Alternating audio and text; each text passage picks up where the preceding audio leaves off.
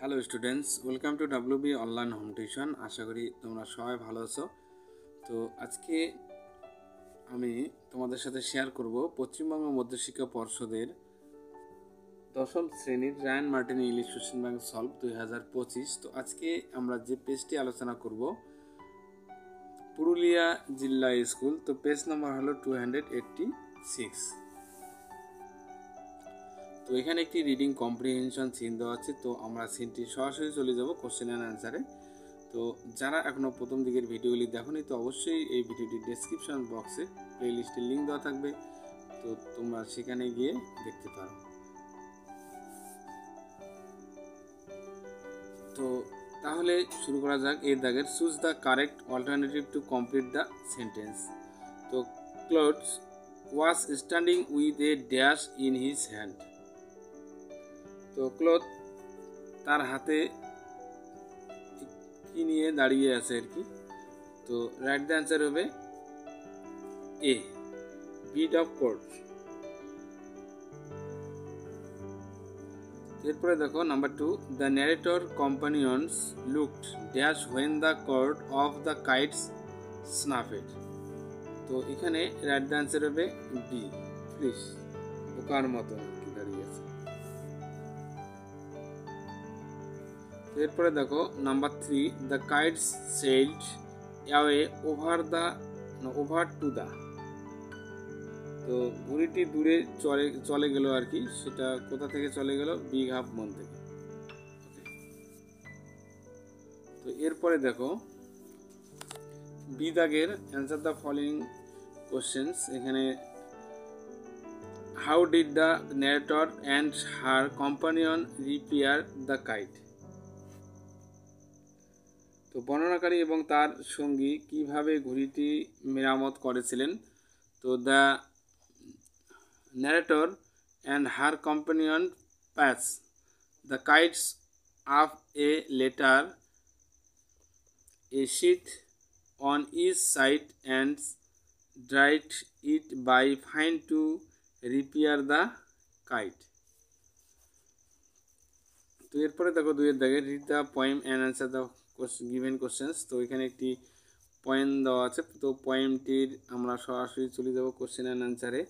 তো এর দাগে দেখো টিক দ্য কারেক্ট অল্টারনেটিভ। তো সঠিক উত্তরটি নির্বাচন করো। The poet compare the life on the sea with that of a. তো কবি সমুদ্রের জীবনের সাথে কার তুলনা করেছেন? জিপসি। রাইট দ্য অ্যান্সার হবে ডি, জিপসি। এরপরে দেখো the blowing wind in the sea will be. তো সমুদ্রে প্রবাহিত বাতাসটি হবে সার্ফ। রাইট দ্য অ্যান্সার হবে ডি। তো এরপরে দেখো তিনের দাগের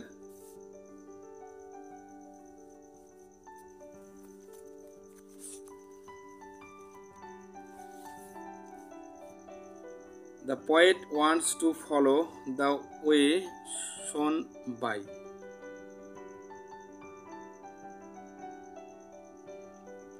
তো এটার সঠিক উত্তর হবে D, both A and B. তো এ এবং বি দুটোই সঠিক হবে।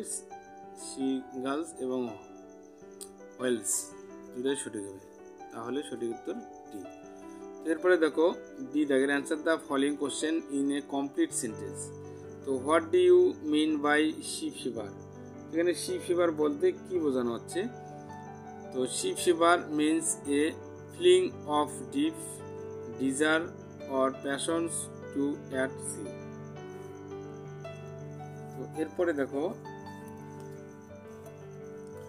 এখানে একটি রিডিং কম্প্রিহেনশন আনসিন দেওয়া আছে। তো আমরা আনসিনটি বাংলা মানে সহ আলোচনা করব, তারপরে কোশ্চেন আনসার হবে।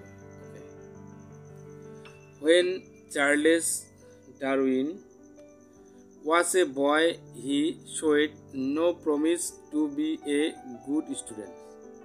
তো চার্লস ডারউইন যখন বালক ছিলেন তখন তিনি ভালো ছাত্র হওয়ার প্রতিশ্রুতি দেননি। তো হি had greater interest in followers. তো তার আরও বেশি ছিল ফুল বার্ডস পাখি and stories about them in his books, এবং তাদের সম্পর্কে তার বইয়ের গল্পের প্রতি আগ্রহ ছিল। হি ওয়াজ দেয়ারফর এ ট্রাভেল অ্যান্ড ওরি ফর হিজ প্যারেন্টস, তাই সে ছিল তার বাবা মার জন্য কষ্ট ও উদ্বেগ। তো in school he was A failure, তো স্কুলে তিনি ব্যর্থ হয়েছিলেন।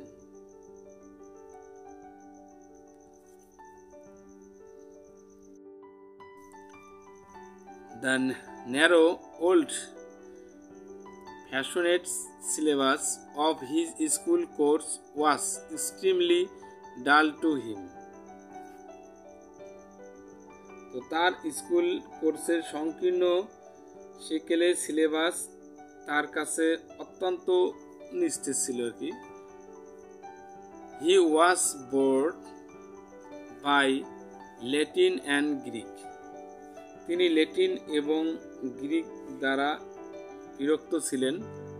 But he was attracted by the things outside the course, কিন্তু তিনি কোর্সের বাইরের জিনিস দ্বারা আকৃষ্ট হন। His spare time was spent in the study of chemistry which was not taught in English school in those days, তো তার অবসর সময় কাটত রসায়নের অধ্যয়নে, যা তখনকার দিনে ইংরেজি স্কুলে পড়ানো হতো না। তো Darwin was punished by his master for wasting time in such a useless way, তো ডারউইন তার প্রভুর দ্বারা এমন অকেজ উপায়ে সময় নষ্ট করার জন্য শাস্তি পেয়েছিলেন, মানে শিক্ষক মহাশয় তাকে শাস্তি দিয়েছিলেন। হি ওয়াজ ফন্ড অফ পোয়েট্রি, তিনি কবিতার প্রতিও অনুরাগী ছিলেন। But above all he liked living things, তবে সর্বোপরি তিনি জীবন্ত জিনিস, animals, plants and also rocks, প্রাণী, গাছপালা এবং পাথরও পছন্দ করতেন। এরপরে দেখো নেক্সট প্যারা। The boy Darwin was very কিন on outdoor sports on horse's and dogs, তো ছেলে ডারউইন ঘোড়া এবং কুকুরের বাইরের খেলাধুলায় খুব আগ্রহী ছিল। তো he love to ride and to shoot, তো তিনি বাইক চালাতে এবং শুটিং করতে খুব পছন্দ করতেন। তো his father then sent him to Edinburgh to study medicine, তো তার বাবা তখন তাকে ইডেনবার্গে মেডিসিন পড়ার জন্য পাঠান। তো so that he could be a doctor and carry on the family profession, তো যাতে তিনি একজন ডাক্তার হতে পারেন এবং পারিবারিক পেশা চালিয়ে যেতে পারেন। But Charles found the lecture very dull, কিন্তু চার্লেস বক্তৃতাগুলিকে খুব নিস্তেজ মনে করেছিলেন। The horror of surgical operation shook him so badly that he gave up the notions of being a doctor, তো অস্ত্রোপচারের ভয়াবহতা তাকে এতটাই নাড়া দিয়েছিল যে তিনি ডাক্তার হওয়ার ধারণাই ছেড়ে দিয়েছিলেন। ওকে, তো এখানে আমরা তাহলে আনসারটি একটু বাংলা মানুষও আলোচনা করলাম। এরপরে কোশ্চেন আনসারগুলি, তো এই দাগের দেখো এখানে টিএফ বসাবো, তার সাথে আমরা সাপোর্টিং স্টেটমেন্টও লিখব। তো প্রথমে বলা হচ্ছে যে 1 নম্বর কোশ্চেনটি, Darwin had performed brilliantly in school, brilliantly in school, তো এখানে বলা হচ্ছে যে ডারউইন স্কুলে দুর্দান্ত অভিনয় করেছিলেন। তো এখানে তাহলে ভুল হবে, এটা এ বসাবো। তো in school he was A failure, মানে স্কুলে তিনি ব্যর্থ ছিলেন আর কি। এরপরে দেখো নাম্বার 2, কেমিস্ট্রি বোর্ড ডারউইন, তো রসায়নে ডারউইনকে বিরক্ত করেছিল, তো এটাও অবশ্যই সঠিক হবে না, মানে বিরক্ত করেছিল, তো তাহলে এটা ভুল হবে আর কি, এফ বসাবো আমরা। তো his spare time was spent in the study of chemistry. Okay, তার অবসর সময় কাটাতো রসায়ন বিদ্যায় চর্চায় করে আর কি। এরপরে দেখো number 3, he was fond of animals, plants and rocks. তো তিনি প্রাণী, গাছপালা এবং পাথরের প্রতি অনুরাগী ছিলেন, তো এটা অবশ্যই সঠিক হবে। তো টি বসাবো, তো আমরা এখানে লিখতে পারি he liked living things, animals, planets and also rocks. Okay, তো এরপরে দেখো বি দাগের answer the following questions in complete sentence. তো why was Darwin a cause of worry for his parents. কেন ডারউইন তার পিতামাতার জন্য চিন্তার কারণ ছিলেন? তো Darwin was a cause of worry for his parents because he had greater interest in followers, birds and stories about them in his books. তো পিতামাতার জন্য দুশ্চিন্তার কারণ ছিল কারণ তার বইতে ফুলের বাঁধন এবং সেগুলি সম্পর্কে গল্পের প্রতি তার বেশি আগ্রহী ছিল। ওকে,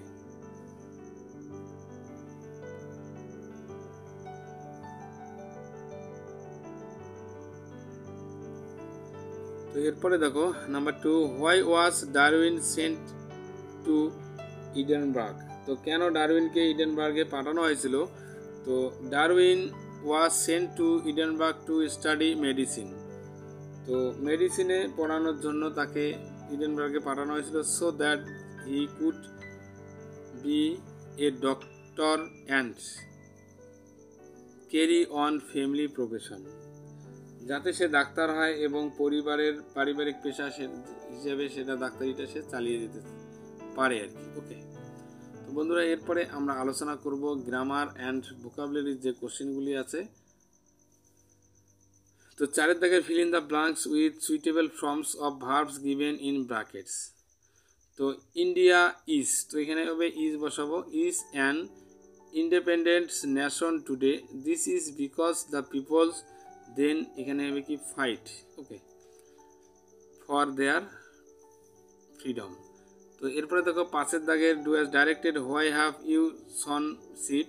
তো চেঞ্জ দ্য ভয়েসেস করবো, তো why was it been shown by you. The man said good is good to all, না God is good to all. তো change the mode of narration তৈরি করবো এটাকে, তো লিখতে পারি দ্য ম্যান সেডস, তো ইনভার্ট কমাটিকে দ্যাট বসালাম, তারপরে God is good to all, এটা যা আছে তাই বসাবো। তো এরপরে দেখো number 3, New Delhi is the largest city in India. তো change into the positive degree তৈরি করব, তো তাহলে আমরা লিখতে পারি New Delhi is larger than any other city in India. তো next number 4, the boy achieved his goal. তো use the noun form of underline words, তো নাউন ফর্ম বসাবো achieve. The boy was the achievers of his goal. এরপরে দেখো next 5 দাগে the questions is too hard to answer. তো make it negative sentence তৈরি করবো আমরা এটাকে। তো the question is so hard that none can answer.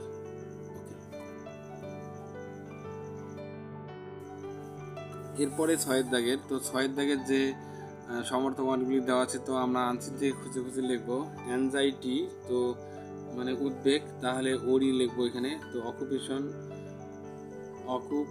মানে পেশা, তাহলে এখানে প্রফেশন লিখবো। ওকে, তো বন্ধুরা এরপরে দেখো এখানে একটি রাইটিং স্কিল দেওয়া আছে, write a news paper report. এখানে একটি নিউজ পেপার রিপোর্ট লিখতে হবে। তো এখানে কিছু পয়েন্ট দেওয়া আছে, পয়েন্টের উপর ভিত্তি করে একটি আমরা নিউজ পেপার লিখবো ট্রেন অ্যাক্সিডেন্ট সম্পর্কে। তো বন্ধুরা ভিডিওটি কেমন লাগলো অবশ্যই কমেন্ট করে কমেন্ট বক্সে জানাবে, এবং নতুন হয়ে থাকলে অবশ্যই চ্যানেলটিকে সাবস্ক্রাইব করবে এবং বন্ধুদের মধ্যে বেশি বেশি করে শেয়ার করবে। তো যারা এখনও প্রথম দিকের ভিডিওগুলি দেখোনি, তো অবশ্যই এই ভিডিওটির ডেসক্রিপশন বক্সে প্লেলিস্টের লিঙ্ক দেওয়া আছে, তো তোমরা সেখান থেকে সব কিছু দেখে নিতে পারো। আর যেহেতু আজকে থেকে সেকেন্ড সামেটিভ এভলিউশনের লাস্ট কোশ্চেন পেজটি আমরা আজকে আলোচনা করলাম, তো এরপরে আমরা যে গ্রামার, যে রাইটিং স্কিলগুলি যে আছে গ্রামারে, তো আমরা এখন সেগুলি নিয়মিত আলোচনা করব। তো তারপরে আমরা থার্ড সামেটিভ এভলিউশনের যে কোশ্চেনগুলি আছে, তো সেগুলি আমরা আলোচনা করব। তো যারা এখনও চ্যানেলটিকে সাবস্ক্রাইব করেনি তো অবশ্যই চ্যানেলটিকে সাবস্ক্রাইব করবে। তো তাহলে বন্ধুরা আজকে এই পর্যন্ত থাক, সবাই ভালো থাকবে। Happiness day. Please subscribe my channel. আমার ভিডিও দেখার জন্য তোমাদের সবাইকে অসংখ্য ধন্যবাদ।